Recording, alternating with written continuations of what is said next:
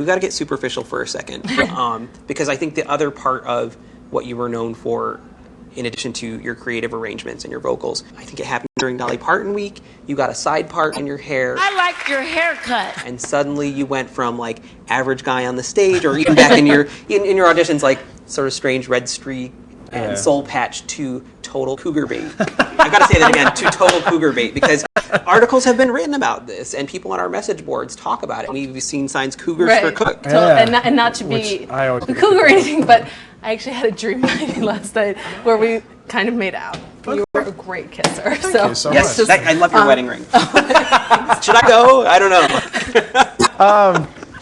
Yeah, it's amazing what a haircut and forgetting to shave will do for you. I mean, it was not really a premeditated decision, in so much that it wasn't like, okay, at this point in the show, I'm going to do this complete transformation. It was, I had long hair for a while. I was like, let's just cut it and see what happens. So we cut it, and then I literally forgot to shave one day.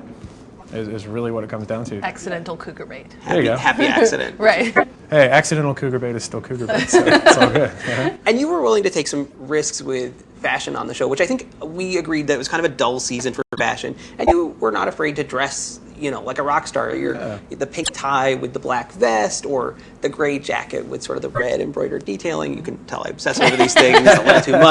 But, Mike had a dream last night, too. Right. But I was wearing a gray jacket with red embroidery. I understand.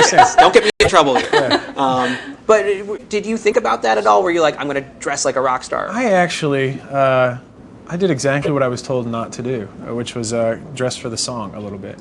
I tried not to deviate from who I was, but at the same time, I wanted what I was wearing to accentuate the song that I was singing. So for me, if I was singing like a slower number, something more ballady, I'd try to dress up a little bit more, wear a tie or a nice suit jacket. But if I was doing something upbeat, it's leather jacket and a t-shirt kind of vibe. So I just didn't want to come out wearing like a clown suit and then have to sing Kumbaya. It's just not going to be, there's going to be a visual disconnect. So I just wanted everything to kind of have a synergy about it, I guess. How much pressure did you feel to sort of reboot every song? With Music of the Night, you sang that pretty straight. Did you just at some point want to say, okay, I have a great voice, I can show my vocals? Well, there's an interesting give and take with the show, I think. Because obviously I don't want to go out there and sing a song and pervert it to the point where nobody understands what the song actually is. And with Music of the Night, what I loved about it is, I have a theater background, and it wasn't something that was really touched on a whole lot. And so I really wanted to, kind of like you said, to show people that, hey, I can do this stuff just straight. I don't have to rearrange everything to make it from week to week.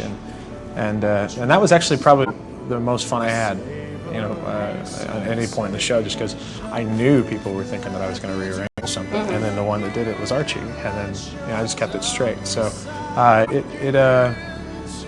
to me, I felt like there was a little bit of a turning point there, and where people were like, okay, not only can he do these arrangements and make these songs quirky and fit him, he can also kind of do these songs the way they were meant to be done. And with Andrew Lloyd Webber, I just felt like those songs were so timeless, in and of their own right. So there was really no need for me to rearrange that song.